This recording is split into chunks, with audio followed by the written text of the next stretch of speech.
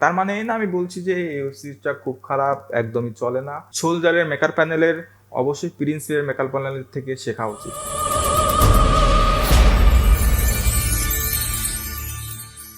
Hello সিনেপ্রেমী, আমি আকাশ আহমেদ আবারও চলে আসলাম আপনাদের প্রিয় চ্যানেল সিনেটাতে। আজকে আমরা কথা বলবো আঁকা ওয়েব সিরিজ নিয়ে।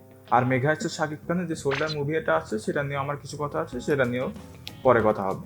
তো প্রথমেই আসা যাক আঁকার কাছে। আঁকা এমন একটা চরিত্র যে মানুষের যে প্রাপ্য সেটা অধিকার সেটা ফেরত দেয়। মানে আইনি যে একটা জটিলতা আছে আমাদের দেশে, কেউ অপরাধ করলে বা কারোর সাথে অপরাধ হলে সে সহজে তার ইনসাফটা পায় না, সেই ইনসাফটাই এই আঁকা চরিত্রটা মানুষকে সাফ করে।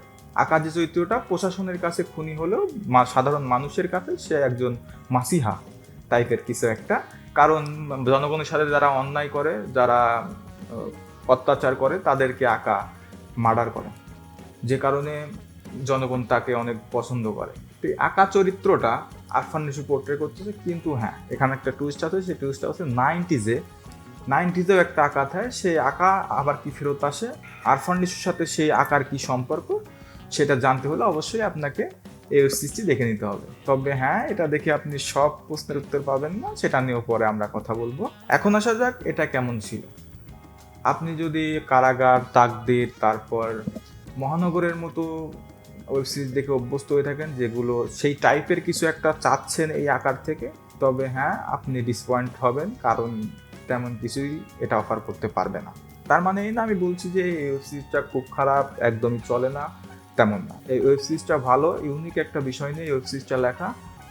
তবে এই ওয়েব সিরিজের মধ্যে কিছু কিছু জিনিস একটু চোখে লাগে, যেগুলো নিয়ে কথা বলবো। এই ওয়েব সিরিজের পুরাতন অভিনেতা আজিজুল হাকিমের একটা চরিত্র আছে যেটা বেশ ভালো, কিন্তু তার চরিত্রটাকে অহেতুক গালাগালি করানো হয়েছে, যেটা না করালেও পারতো। কারণ আরফান নিশুর সাথে তার যে সম্পর্কটা থাকে এখানে, সেই সম্পর্কের সাথে মা তুলে গালাগালি বা বাবা মা তুলে গালাগালি, এই জিনিসটা একদমই যায় না। সেটা না করলেও পারতো। আর এই গালাগালি করার সঠিক কোনো কারণও এখানে দেখায় না। তারা হয়তো হার্ডকোর টাইপের কিছু একটা, এই ক্যারেক্টারটাকে রাগি নারকেলের মতো অনেকটাই, যে বাইরে থেকে শক্তভক্ত ভিতরে নরম, এমন কিছু দেখা যাচ্ছে।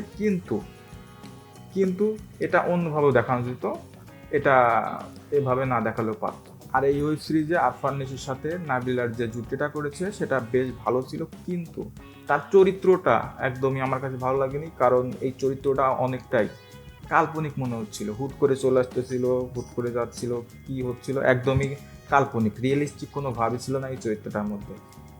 শেষের কয়েকটা সিন বেশ ভালো ছিল, ওইগুলো বাদে। এই ওয়েব সিরিজ দেখার পরে শেষের দিকে আপনার মাথায় অনেকগুলো প্রশ্ন ঘোরাঘুরি করবে, যেগুলোর উত্তর আপনি এখানে পাবেন না, যেটা হয়তো পাওয়ার জন্য আপনাকে এর পার্ট 2 এর আশায় বসে থাকতে হবে।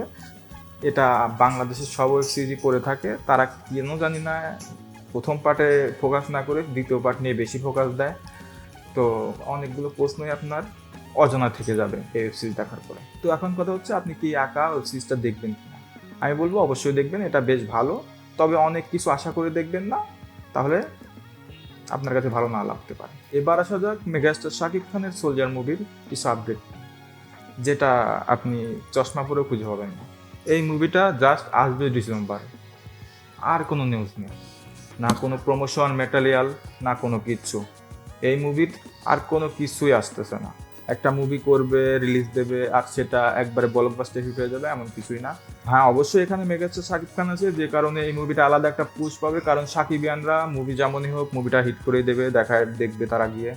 কিন্তু নিউট্রাল অডিয়েন্স যারা আছে, যারা মাস কমার্শিয়াল মুভি দেখতে পছন্দ করে, বাইরের দেশের মুভিগুলো দেখে, তারা প্রমোশনাল কোনো ম্যাটেরিয়াল না দেখে বা কোনো হাইপ না থাকলে এই মুভি অবশ্যই দেখতে যাবে না। সেদিকেও মেগার প্ল্যানের মাথায় রাখতে হবে, কারণ বড় কিছু করতে হলে মাস অডিয়েন্সকে ধরতে হবে।